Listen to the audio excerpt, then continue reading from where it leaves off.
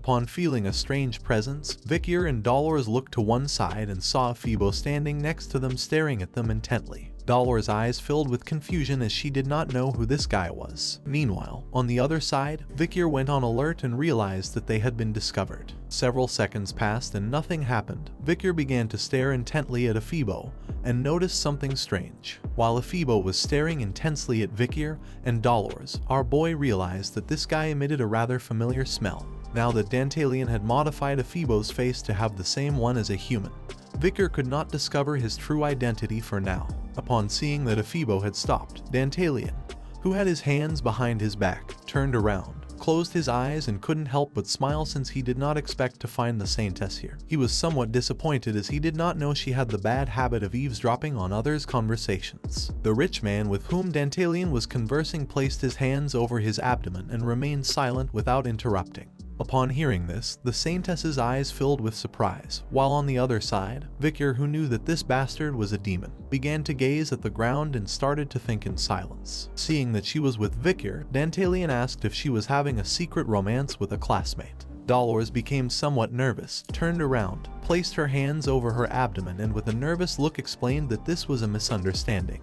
Vicar, who was next to her, also turned around and began to observe Dantalian in silence. The eyes of the Saintess filled with concern. This ambiguous situation had made her be discovered eavesdropping. Dantalian approached Vicar, began to look him in the eyes and with a smile realized that judging by the academy uniform, he seemed like someone who had come to volunteer at the orphanage. With a firm gaze, Vicar returned the look to the demon, creating tension in the atmosphere. Dantalian's eyes began to shine, emitting a demonic aura. An exciting smile appeared on his face. He hadn't noticed because Vicar's face was covered by glasses, but looking closely, he had quite a handsome face. This made Dantalian excited since he liked collecting the faces of his victims. The face of Vicar was at the upper level of his collection. He wanted to have it. Vicar began to stare intently at Dantalian with a serene look and remained silent, holding back his internal hatred towards him.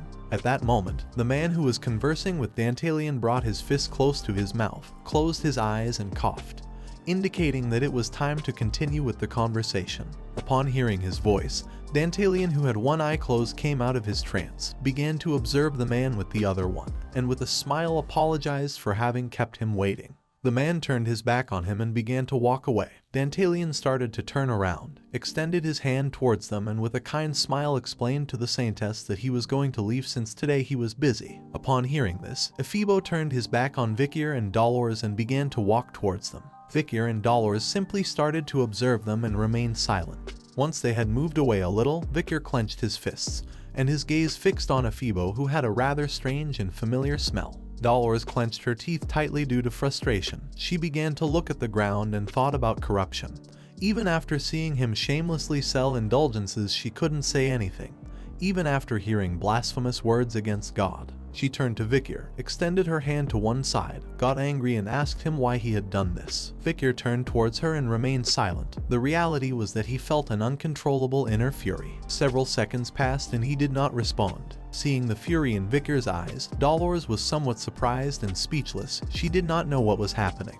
Vicar began to look at the ground and with a sincere expression apologized to her for his behavior, explaining that from now on he would be more careful. After saying this, he turned his back on her and while walking away explained that he had been gone for a long time, so he had to return to the orphanage. While the sunlight was illuminating the area, Dolores began to observe Vicar and remained thinking in silence. Dolores' eyes were filled with surprise and confusion. While Vicar was moving away from her, many questions came to her mind. She did not know why Vicar seemed angry. Quilty Rune Indulgentia had an average stay time in the orphanage of approximately 2 hours per day.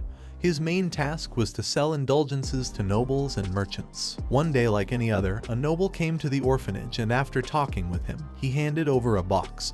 Quilty took the box and began to show a kind smile. Occasionally, he also sent by letter investment reports or sales accounting books of indulgences to the Quo Vadis family. He sent these letters through a white dove. Vicar killed the dove and after checking the mail, it was confirmed that the recipient was Cardinal Humbert Rune Quo Vadia, head of the Quo Vadis family. He also noticed that Quilty was always accompanied by someone when he engaged in external activities. The rotation was of 4 people, 3 men and 1 woman. Vicar began to imagine a Phoebo when he wore a mask and when he did not wear it. The mask that one of the guards had found during the explosion of the orphanage had been confirmed by smell to be from the same person who was called a Phoebo. Back to the present, Vicar lowered his head and with a lost look began to stare at the ground. It was expected that the remaining 3 people would be at an advanced graduate level or higher, just like a Phoebo. It was a high risk for our boy to take on 4 advanced graduates along with one of the 10 elite corpses. In conclusion, to eliminate Quilty, first it was necessary to deal with the 4 guards. Sancho, Tutor and Piggy arrived in the area and could not help but be left speechless and confused at the same time upon witnessing what was happening before their eyes. Before them was Vicar, who was washing clothes with a wooden board using water from the river. Next to him there was a large basket with dirty laundry. Seeing this, Tutor, Sancho and Piggy could not help but feel somewhat surprised and asked why he was working so hard. Sancho crossed his arms, closed his eyes and felt embarrassed for trying to earn points by completing hours of volunteering. Tutor clenched his fist, and his gaze filled with determination. He couldn't believe that Vicar was doing all this to help the children. He decided to follow his example and work harder to become a true hero. Piggy began to observe Vicar and fell silent. Several seconds later, the 3 raised their fists and decided to follow him. Upon hearing their voices, Vicar, who was washing clothes by hand, turned towards them and was somewhat surprised. Vicar began to clean his cheek with his hand and with a lost look he began to gaze at the ground. He was so lost in his thoughts that he hadn't even noticed that his friends had come. It was difficult to act during the day. He had to wait for night to arrive. For now he decided to concentrate on the day. Today it was a wonderful day, and the sky was clear. After a few hours someone threw the run-flat ball into the air. The ball had been thrown by the children of the orphanage who were happily playing run-flat. With a smile one of the children extended his hands to catch the ball, while being followed by the others. In the area there was a tree. While all the children were playing, a girl sat next to the tree and began to watch the game in silence. This child was none other than Perry. Several minutes passed and instead of going to play with the children, she stayed watching. At that moment, she turned her head to one side and her eyes filled with surprise. Someone wearing academy boots sat next to her and threw a ball on the ground, which bounced against it and flew away. This person was none other than Vicar. He sat on the tree next to her, and while he had one hand resting on his knee, he began to bounce the ball with the other. Perry started to look at Vicar and remained thinking in silence. She did not know what he was trying to do. Vicar kept bouncing the ball and this awakened Perry's curiosity. Her eyes filled with curiosity and her gaze fixed on the ball. Seeing this, Vicar could not help but smile and with a cheerful look remembered that the children of Balak also liked to play with this ball. He picked up the ball, and the reality was that it was not a ball, but the madam's egg. It had not shown signs of hatching, and the grip was not bad. Vicar always carried the egg with him just in case, but he had never thought he would use it for something like this. Vicar threw the ball again, and curiosity in Perry's eyes increased dramatically. She was stunned to see how well this ball bounced. Her gaze fixed on the ball and her desire to play with it grew stronger. She tried to hold back but was unable. Several seconds later, she picked up the ball and with a pleasant and excited smile, she prepared to bounce it. She began to happily bounce the ball, and Vicar, who had his hand over his mouth, started to watch her and couldn't help but smile upon seeing that his plan had worked. Behind them were some stairs on which Sinclair was sitting. While she had one hand resting on her knees, she rested her head on the other hand, closed her eyes, and couldn't help but smile since, as expected, Vicar was kind. Upon hearing her voice, Vicar came out of his trance, broke his hand from his mouth and couldn't help but be somewhat surprised. When he turned around, he saw Sinclair. She began to blush and with a happy look, mentioned that he had a somewhat blunt side. Vicar didn't even look at her, turned his head to the side and asked what she wanted. She stood up, put her hands behind her back and started walking towards him, explaining that the reason was obvious. She approached Vicar, closed her eyes and with a pleasant smile revealed that she simply wanted them to be friends. She was a year younger than Vicar, and if he didn't mind then she could talk to him formally. Vicar started looking straight ahead and remained thinking in silence. Then he turned his head back and with a calm look gave her the order to do what she wanted. Upon hearing this, a smile appeared on her face, causing her to start blushing. While Perry was happily playing with the ball, Sinclair got even closer to Vicar and realized that she could be more informal, calling Vicar brother. Vicar replied that he felt a little uncomfortable being called brother. She decided to think of another way to call him until the next time they met. While they were conversing, Perry continued happily playing with the ball. She threw the ball again, But at that moment, it began to move in the air, leaving little Perry somewhat confused. At that moment, the ball bounced forward, and seeing this, Perry's eyes filled with concern and she started to follow the ball. In the grid that was next to the estuary canal, there was a small hole. Unfortunately, the ball went through the hole and fell into the water. Upon hearing the sound of water, Vicar's and Sinclair's attention shifted towards little Perry. Both were somewhat surprised. Both approached the grid where Perry was. Sinclair put her hands on her knees, bent down a bit and explained that the ball had gone to the estuary, so there was nothing they could do about it. Little Perry put her hands close to her mouth and her eyes filled with worry. Upon hearing that they could not retrieve the ball, Perry's eyes filled with tears. She began to look at Vicar, hoping that he could do something about it.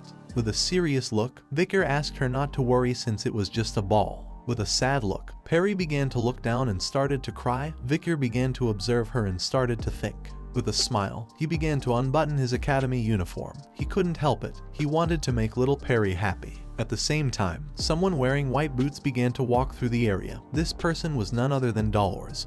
She grabbed her elbow with her hand, closed her eyes and sighed, as she was still upset about it. Several seconds later, she opened her eyes and with a lost look began to think about Vicar. She started to remember the conversation about the night hound that they had had at the club. She had not had a good impression of him because he was judging someone with prejudice. Moreover, his behavior was so bad that he even received negative points to the point where he needed to do volunteer work. But the feelings about him were changing. A few hours ago, at the orphanage, she met Tudor, who was carrying a child on his back. He extended his hand to one side and with a smile explained that the kitchen needed more hands.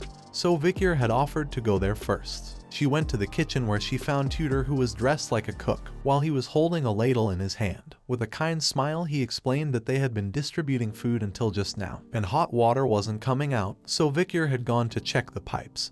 He hadn't even been able to eat because he had been busy giving out food. She went to the pipe room where she found Piggy. He had a towel around his neck. Upon seeing the president, Piggy became happy and explained that Vicar had gone to do laundry not long ago. Vicar had been able to fix the pipes recently, so now they could boil the laundry. After this, she went to the laundry where she met Bianca. With a calm look, she mentioned that Vicar had been hanging the clothes next to her until now. But the children had asked him to play, so he had gone to prepare the gym. Back in the present, Dolores started looking down with an insecure look. Everyone thought that Vicar was a good person. She had thought that her judgment of him was not accurate, but in reality she could not be more wrong. She actually had her own prejudices about him. As the sun was lighting up the area, she left the orphanage and approached some stairs. She put her hand behind her head and remembered that many were aware of the fact that Quilty and she did not have good relations. So if Vicar had been considerate by hiding with her because he had noticed Quilty, then she should apologize. Several seconds later, she saw Vicar, Sinclair, and little Perry standing in front of the estuary grate. She began to observe Vicar and her eyes filled with confusion as she did not know what was happening. Vicar started to take off his shirt. Sinclair put her hands over her eyes, but still continued looking and she couldn't help but start blushing. Perry, who was next to her and had her hands over her chest, began to cry as she wanted to get her ball back. Vicar took off the academy uniform and the boots and left them on the ground. After doing this, he gained momentum and made a big jump over the grate and threw himself into the dirty water of the estuary. Upon seeing this, both Sinclair, Dolores, and Perry were surprised and open-mouthed at the same time. A while later, Vicar pulled out the ball from the estuary, which was covered in dirty water. While he was holding the ball with his hand, he started to observe it and told Perry that he had found it. Now his whole body was also covered in dirty water. He turned his head back, started to look at Perry and with a smile explained that she no longer had to feel bad. Sinclair put her hand over her mouth and her eyes filled with surprise, causing her to start blushing like a tomato. Upon seeing Vicar's body, Dolores couldn't help but start to blush. She was speechless as she couldn't believe that Vicar had jumped into the estuary to find the ball for Perry. Seeing that Vicar had found the ball, Perry was shocked and couldn't help but feel an inner peace. No one had ever done something like this for her before. This is the end of the video. If you guys want to see the next part, then don't forget to subscribe and like the video.